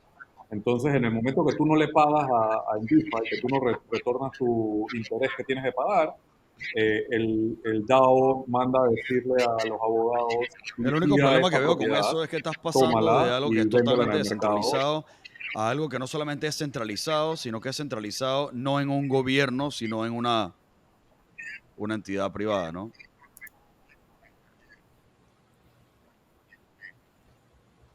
Sí, pero entonces, ¿cómo haces, Creo no? que la ¿Qué solución le consigues? como dijo Samuel antes, la solución óptima, todos estamos de acuerdo que por más de que quisiéramos que los gobiernos Sí. tuvieran menos control y agregaran menos fricción al sistema económico y socioeconómico mundial, en realidad al final son necesarios.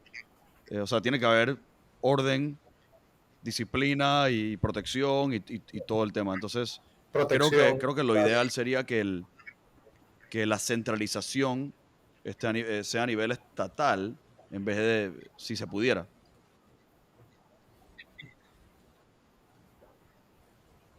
Sí.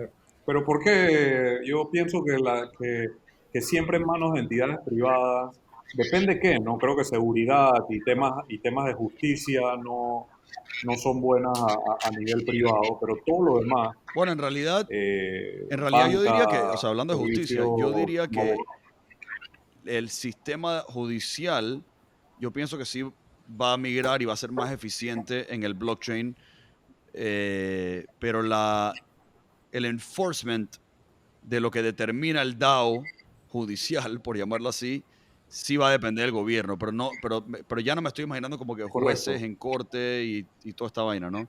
Me estoy imaginando como una resolución que da el DAO que el gobierno está obligado o no obligado, pues, o que por ley el gobierno o por constitución, que tendría que cambiar, el gobierno tiene que hacer enforcement de eso. Pero bueno, eso es todo un tema, todo un tema. Ok. ¿Alguien más que quiera compartir algo cool que han Yo vivido? tengo, ¿Ibas a decir algo, Samuel?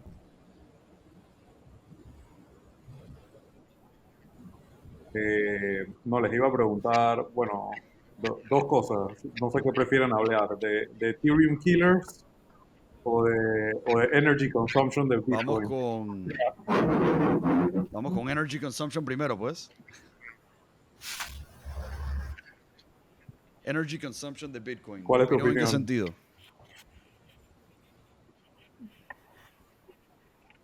Tu opinión en el sentido de que hoy vi un tuit no me recuerdo quién fue, un diputado de Panamá que dijo que Panamá tenía que hacer algo de Bitcoin y abajo empecé a scrollear en los comentarios y vi al menos 3, 4 comentarios que el energy consumption daña el planeta y que es un problema y que todo esto se tiene que tomar en consideración. Ok, mi Entonces, opinión es que es más o menos eh, en línea con a lo que dije en el chat ese que tenemos, el Rabbit Hole chat, el otro día, y es que si la energía que se utiliza para minar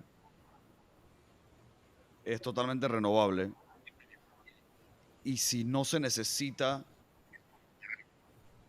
para más nada, y eso es un big if, entonces no tengo problema con energy consumption para mantener la red de Bitcoin. La pregunta es si eso llega a pasar, si esos dos big ifs llegan a ocurrir, todavía hay como que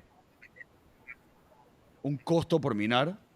O sea, pueden pasar esas dos cosas a la vez, que haya un costo por minar que previene que el hash power de la red se vaya como que astronómico a asymptotic o no.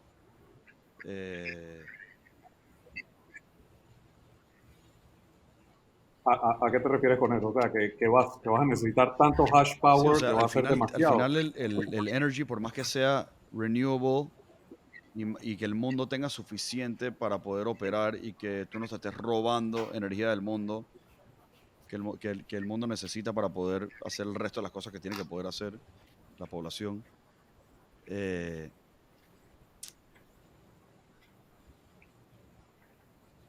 O sea, Bueno, yo creo que eso es un poquito como que framing, poner el problema en un macro como que malo, porque mucha de esta energía es botada, no se utiliza, mucha de la energía hidroeléctrica no se utiliza. Entonces, al final, si demandamos más energía, se van a crear más capacidades para hacer más energía. Pero ¿qué Entonces pasa va a si poder haber más abundancia de ¿qué energía. pasa si que el creo que es hash lo que rate todos crece queremos. más Lo que no queremos rápido es que sea de lo que ¿Qué se pasa si? puede generar o aprovechar esta energía existente? O sea, ¿qué pasa si el share, No, el no me share sé del la- consumption de energía mundial se va de, yo qué sé, menos de 1% a 2%, 3%? ¿Qué pasa si llega a 50%? O sea, ¿qué pasa si Bitcoin llega a valer tanto que vale la pena pagar? Bueno, creo que no. Creo que no hubiera suficiente energía. O sea, no vamos a pagar ciudades para minar Bitcoin. Entonces creo que eso no va a pasar. La pregunta es qué pasa con el sistema de Bitcoin si eso pasa. ¿Qué pasa con todo el blockchain? Yo creo que no, es que no me sé las tecnicalidades de cómo funciona el blockchain cuando el hash power va subiendo, La manera que funciona, pero y ¿qué esta es pasa mi si no hay preocupación, suficiente es que energía para minar? el difficulty de minar se vuelve más difícil entre más hash power hay. O sea, entre más cycles, computation cycles hay tratando de hacer hashes y minar, más sube la dificultad de minar. Entonces es como que es un poquito, me duele decirlo, pero es como que not ideal, en verdad. Porque es como es sin fin. O sea, literalmente no hay nada que pare a que 50% de la energía mundial se vaya hacia minar si se vuelve suficientemente difícil minar, porque vale la pena minar, porque el precio de Bitcoin llega suficientemente. Ah, yo creo que si eso llega a pasar, la solución va a ser muy simple y drástica. Se van a tener que poner de acuerdo 51% de los mineros a cambiar el protocolo de alguna manera, porque if not, o sea, yo quisiera shut down the system si va a apagar las luces de las casas de la gente en un momento pues, para sostener el sistema. Entonces creo que es un problema que se va a ver venir y se tiene que encontrar una solución a ese problema. No puede ser que eso sea... Ya está pasando. Pasó en Irán, eso mismo. Sí, Lo escuché hoy en el podcast de Vitalik con, ¿cómo se llama? El que duró Con Lex espectacular. Friedman. Se me olvidó el nombre. Bueno, ahorita se los mando, pero con Lex Friedman, exactamente. Y él menciona que en Irán ya la minería está consumiendo tanto power que está afectando a ciertas ciudades. Entonces lo que dices tú, Sam, es una realidad. O sea, no es ni siquiera algo que tenemos que pensar que puede pasar dentro de 100 Sí, años. Bueno, that's why we have Ethereum and we have other proof of stake systems that are going to take yo creo que over al final va a if ser algo Bitcoin como lo que fails. tú dijiste, Sammy. Nadie habla de eso porque Sí. o sea, todo el mundo habla de la pureza de Bitcoin y del protocolo y cómo no se le pueden hacer cambios mayores. Pero creo que es inevitable, o sea, entre más lo pienso, porque o sea, llega un punto que Bitcoin vale tanto y tengo que hacer el cálculo en verdad de cuánta energía eso representa si llega a valer eso, pero es difícil de saber, de calcular en realidad. Pero si Bitcoin llega a valer tanto de que vale la pena invertir suficiente en energía, suficientemente dólares para generar esa energía, para poder minar el próximo set de Bitcoins, entonces el hash power se puede salir de control. O sea, no hay nada que lo pare.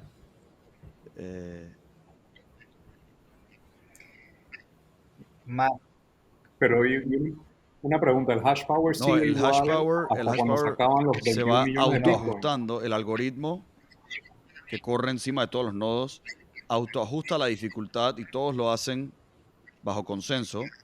Autoajustan la dificultad entre más hash power hay para que se mantenga el periodo el block period, pues, el tiempo entre bloques. Entonces, sí. pero Ya. ese No, crecimiento es cada 4 años. el reajuste del hash power, si no me equivoco, es cada 2 semanas en base a la historia de dificultad de minar los bloques de las últimas 2 semanas. Lo que ocurre cada 4 años es el halving, o sea que se comienza a minar la mitad de los Halving. bitcoins que se minaban antes de ese cambio por bloque. Entonces comenzó en 50, después fue 25, después 2.5, si no me equivoco ahora mismo estamos en 6.25 de bitcoins por bloque. Pero eso no está relacionado No está a relacionado. cuánto No está power relacionado. consumption hace falta. O sea, sí y no. En otras palabras, el hash power no determina la cantidad de bitcoins que van a ser minados ni cuándo son los halvings. Lo único que determina es la autorregulación, o sea, qué tanto la red ajusta la dificultad de minar. Y eso es lo triste de esta vaina, es totalmente ineficiente en el sentido de que, o sea, es ineficiente y también es eficiente. Ahora explico ambos lados, pero es ineficiente en el sentido de que no importa cuánto hash power inyectas, si tú agarras todos los miners y subes 10x, vuelves a todos 10 veces más eficiente y el hash power sube 10x, vas a estar consumiendo 10 veces la cantidad de energía. No más eficiente, pues si la computadora, si multiplicas la computadora de todos estos miners por 10 y por ende tienes 10 veces la cantidad de hash power, vas a estar consumiendo 10 veces la cantidad de energía, pero la red no ha cambiado. La red, o sea, la red se autoajusta y al final es como si nada pasó. No. Se producen los mismos bitcoins en el mismo Se periodo. producen los mismos bitcoins. Y cada... Ya va, si todos empezamos a minar ahorita y todo el planeta se pone a minar Correcto, o bitcoin, sea, se produce la misma cantidad de bitcoin. Yo creo que el halving acerca el halving. El halving está El halving no estipulado. está estipulado cuando Está ocurre. estipulado. No, el halving es cada 4 No, años. Sí. ocurre más o menos cada 4 años. Pero ocurre en base a No, cuánto es la demanda. el pero halving no es que está determinado nadie en sabe base al cuándo va a block ocurrir. number. Tú sabes exactamente en qué número de bloque va a ocurrir el próximo halving. Y cuándo ocurre ese block number no es exactamente definido en el tiempo, pero ya que hay esta autorregulación de dificultad en base al hash power actual de la red, se va ajustando de tal manera que ocurre en verdad más o menos cada 4 años. O sea, ahorita se puede 100%. estimar cuándo va a ocurrir, cuándo va a ser el halving, porque el halving Claro. tiene repercusiones financieras positivas. Bueno, esa es una de las razones que siempre dicen que el ciclo es 4 años. El año que empieza el halving, empieza el bull cycle y siempre ha coincidido el halving con el bull cycle que empieza a correr todos los cryptocurrencies. 2020, Y mediados justo por el ahí. halving ocurrió creo que hace un año exactamente, Sí. mediados, sí. Entonces, eso es lo... esa es la parte mala de cómo entre más hash power tienes no cambia absolutamente nada, solamente quemas más energía para hacer exactamente lo mismo. Pero por otro lado, mira el lado positivo, esto es súper interesante, que el costo de generar esta energía en realidad es si quisieras decir que Bitcoin tiene intrinsic value y quieres decir que el intrinsic value de Bitcoin es el costo de minarlo, entonces si se vuelve 10 veces más caro minar Bitcoin porque ahora necesitas 10 veces la cantidad de energía, en realidad el valor intrínseco de Bitcoin subió por 10 también. Así que eso por lo menos es el lado positivo, aunque yo argumento de que nada tiene valor intrínseco, ni siquiera Bitcoin, y que en verdad todo el valor se lo asignamos nosotros como sociedad, ¿no? Pero bueno, eso es otra historia.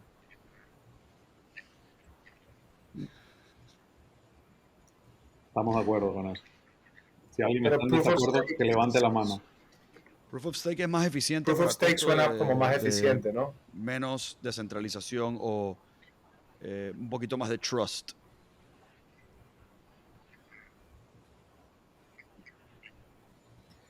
Pero el trust, o sea, yo no entiendo la parte técnica, pero escuchando a Vitalik, he's hacking his way of trust, ¿no?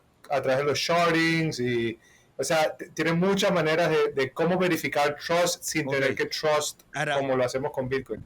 No, yo no entiendo técnicamente cómo es, pero me da la impresión que es de alguna manera tienes que trust entiendo, porque o sea, no te como que queda a high opción level de no staking, trust, ¿no?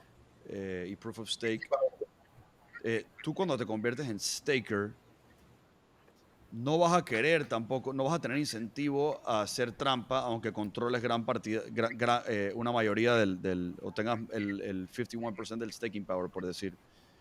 ¿Por qué no vas a tener ese incentivo? Porque al hacer eso, estás devaluando la moneda que tienes stakeada, en cierta manera. Entonces, en mi mente, así yo lo veo, estás confiando a que los stakers quieran hacer lo mejor para la red para no afectar lo que tienen stakeado.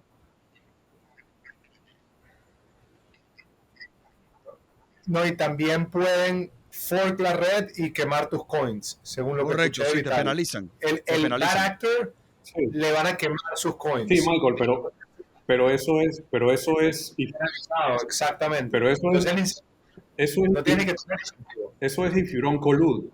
If you collude con la mayoría de los miners, entonces you can do whatever you want. You can fork the Pero red. entonces ahí todos Bueno, vamos a perder a el la tema es misma que vez. así yo lo veo, Porque que Incluso tú puedes pues, también Ethereum collude en Foundation, y Bitcoin bueno, sí. con el resto de los miners, pero es un poquito más duro collude cuando tienes que luchar contra la red y tiene un costo poder competir con el mining power de la red a competir con la red en términos de staking porque no tienes ningún costo directamente, solo tienes que ser dueño del... ¿Ah? Sí. Monetario, Pe- tienes un costo monetario, necesitas Pero es tener como un... billones de dólares en coin, mucho Pero, más que en computational power. Actualmente como está Ethereum.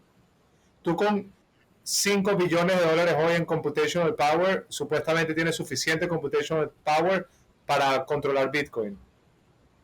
Y Ethereum no con Proof había of escuchado Stake vas a necesitar como esa 15 cifra, está interesante billones eso. al staking Con de hoy 5 en día. billones dominas el mining power. No es para controlar Bitcoin. Es Domina el para mining power. introducir Sí. un Para introducir incorrect un- block. O sea, un incorrect, right. Que O cambiar una y transacción se histórica, puede pues, revertir, cambiar algo pero del pasado. mientras se Double spend, revierte, por decir. Tendrías ese poder de double spend. eh, fondos que ya gastaste, gastarlos de vuelta. pero Bitcoin tiene mecanismos de que cuando pasa eso, tachan ese nodo. Inclusive con 5 billones de dólares para hacer el segundo ataque No, harían creo falta que otros si ya 5 tienes billones de la dólares mayoría del hash power, en computational ya power. tú puedes hacer básicamente lo que quieras, porque in the long run, básicamente el longest chain lo vas a tener tú. Y ese longest chain le va a ganar al resto así está diseñado el algoritmo, que it always chooses the longest chain, porque asume que el longest chain es lo que está decidiendo the majority of the hash power, pero ese majority of the hash power lo tienes tú, así que sí, es un tema complicado. Voy a chequearlo. Sí. Vitalik habla mucho de esto en el podcast con Lex Sí. Friedman. Él expande mucho Pero en yo creo este que es tema. más o menos inevitable. Sí.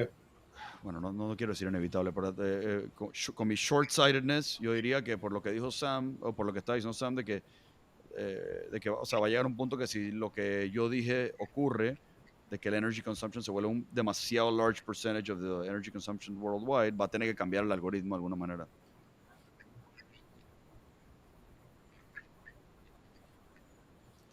También había un thread que tiene Bitcoin que es Quantum Computer. Supuestamente con Quantum Computing tú puedes dañar la criptografía de Bitcoin. No conozco técnicamente cómo es, pero tengo entendido eso.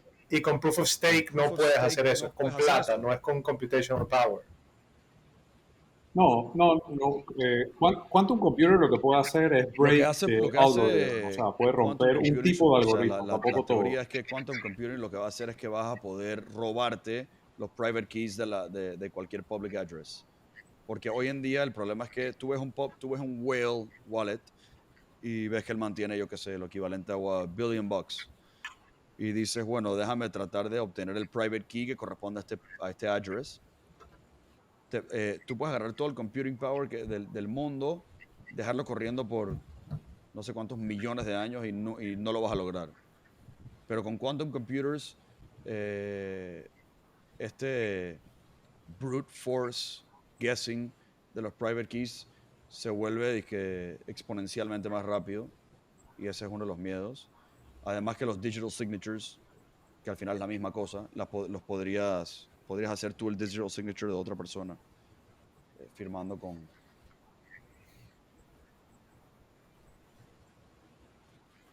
Te voy a mandar ese podcast, yo te lo mandé a ti, Cape, para que me lo expliques, porque tú lo vas a entender mucho mejor que yo. Eso está interesante. ¿Cómo explican cómo Quantum Computer afecta a Bitcoin y no Ethereum? No sé cómo explicártelo. Me gustaría que tú lo entiendas y me lo expliques. Te lo voy a mandar el podcast. No, yo no entiendo bien cómo responder eso. Yo supongo que el Pero algoritmo que sí, se usa o sea, para ir hablan de de ese private tema. keys a public keys en Bitcoin es breakable by a quantum computer, pero el de Ethereum lo hicieron de tal manera que no. Algo así debe ser.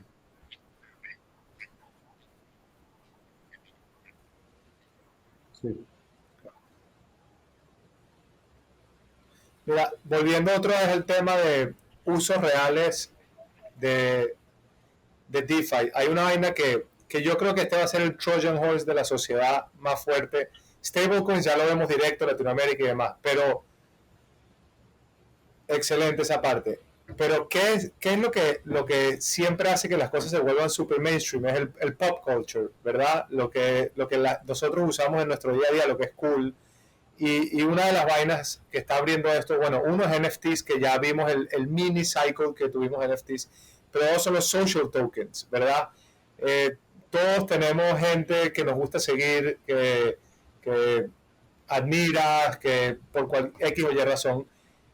Ahorita toda esta gente, todos estos influencers van a poder conectarse a otro nivel con su audiencia a través de social tokens.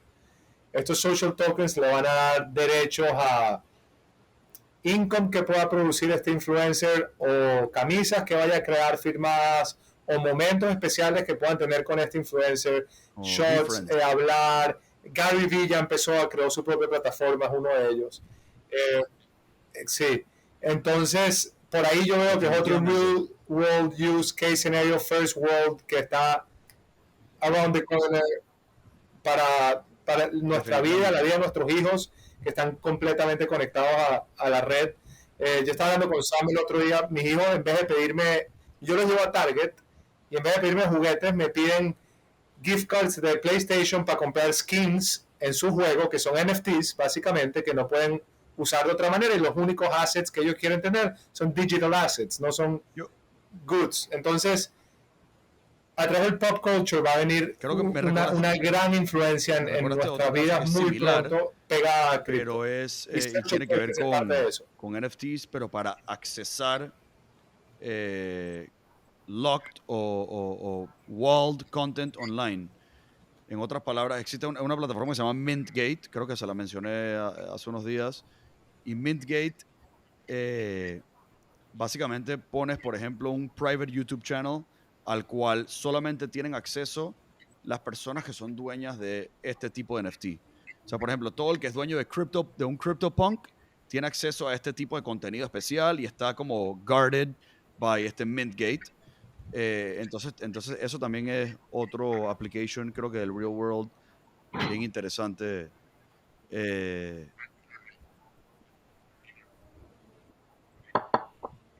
El otro día, no sé quién fue el que alguno de ustedes mandó el Twitter ese, que alguien compró una cartera Bulgari por $3,000 más, era más cara que la cartera real, la cartera digital que compraron era más cara que la cartera. El otro uso interesante también es que es muy similar, es login, es el de identidad, de alguna manera identidad, login with your NFT, donde en vez de hacer login with Twitter o login with Facebook apretando un botón, esto ya existe, haces login with MetaMask. Entonces, dependiendo del el NFT que tú tienes, te crea como una identidad con ciertos accesos a lo que ofrece la plataforma con ese login diferente. Yeah.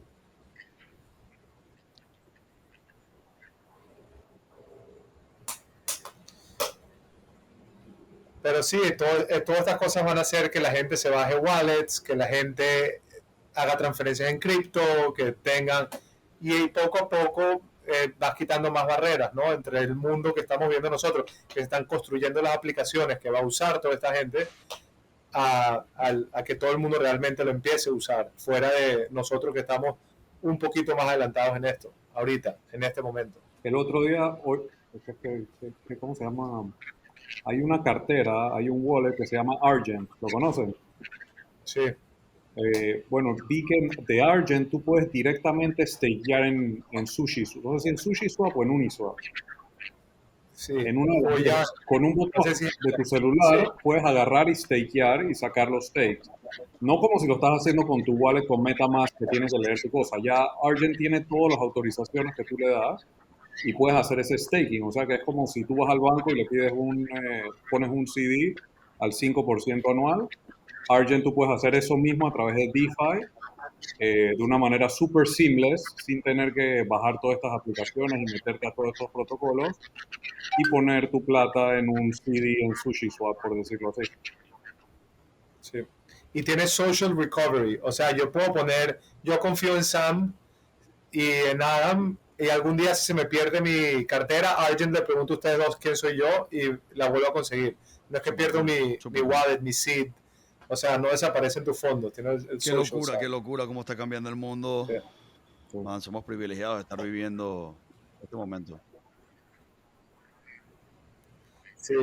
Lo increíble es que cuando no estás metido en el rabbit hole de lo que está pasando, no entiendes todo este ecosistema vibrante de innovación, genios, capital que está sucediendo. Y cuando empiezas a entrar, ves, wow, cómo todo esto está pasando enfrente tuyo y no lo ves. No, o sea, algo que todavía no puedes No, tocar. no hay palabras para Pero lo que describirlo. está pasando es Y impresionante. digo, estos podcasts ayudan un poquito como a abrir la mente a la gente, a las vainas que están pasando.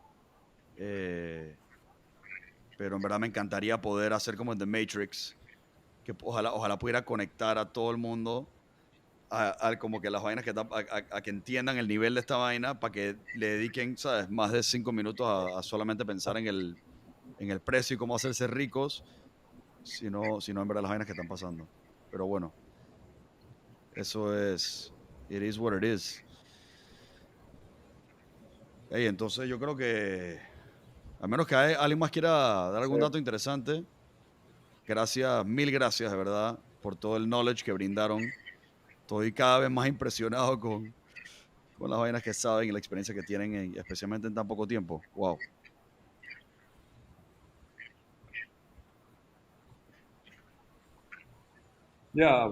También for everyone, o sea, esto no es difícil. Creo que en un par de meses uno se puede meter y aprender.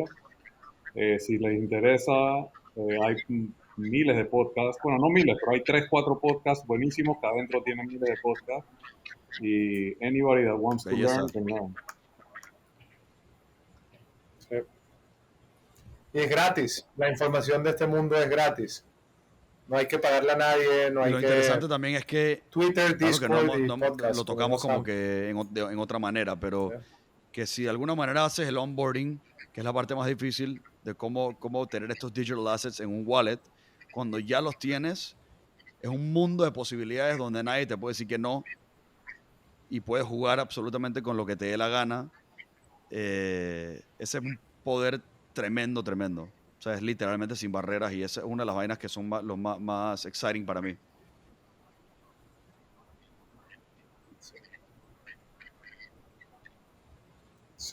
Yo sí pondría ahí una advertencia. Sí, sí es posible. Not financial advice. No. Fuera de la parte de financial advice y el chiste. Sí es posible perder plata en la billetera, sí es posible hacer transferencias equivocadas y no hay a quien reclamarle. Entonces, sí es mejor probar, antes de hacer una transacción con un monto significativo, probar con un monto muy pequeño, esperar a que 3 horas por lo menos hasta que haya pasado la transacción, usualmente es más rápido, pero esperarse un poquito, que pase la transacción, ver que llegó antes de hacer cualquier transacción mayor. Se han escuchado muchos casos también de gente que es un pierde tema similar, mucha es el cómo manejas tu wallet y tus private keys. Sí. De cierta manera, cuando usas MetaMask, estás confiando en yo creo que es open source, el open source code de MetaMask, porque en realidad estás conectado a internet cuando estás generando estos private keys, entonces como que todos tus fondos gruesos, en teoría, yo creo que ni yo mismo sigo mi propio advice, pero tus fondos gruesos deberían estar como en un cold storage, donde el private key fue generado totalmente desconectado del mundo, del internet, etcétera. Y porque ese es otro riesgo, en realidad, que alguna... Bueno, pero yo diría que para cualquier persona empezar en un centralized exchange, Binance o FTX, it's the way to go, hasta que estés más cómodo, porque sí creo que fue más probable que pierdas plata haciendo errores que pierdas plata porque uno de estos exchanges quiebran. Entonces, sí creo que... Pero no puedes usar DeFi con eso. No puedes usar DeFi con FTX. Bueno, yo creo que once you learn how to use DeFi, you're ready for a cold wallet o algo así. Es que no puedes usar DeFi sin un wallet. Sí, pero lo que quiero decir es, o sea, si quieres meter algo de plata, métela en un exchange, then you can have your wallet con poquita plata para empezar a usar DeFi y aprender. Once you're comfortable, ya es otra cosa, ya ponte todas las seguridades que quieres, como un wallet, un cold wallet. Sí, una hora. Pero Una bueno, hora y none of this is 45 minutos financial muy advice. tarde, así va a Creo que decir. you have to Not say, financial advice, you no have to say metas it at the nada que beginning of the estés expuesto podcast, o no puedes at perder. Exacto. Así que bueno, eso es lo que es. Exacto.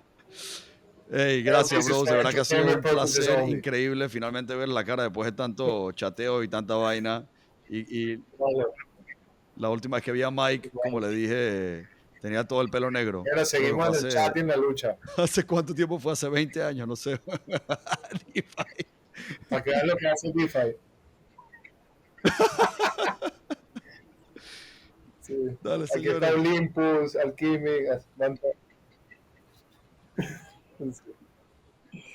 Cuídate.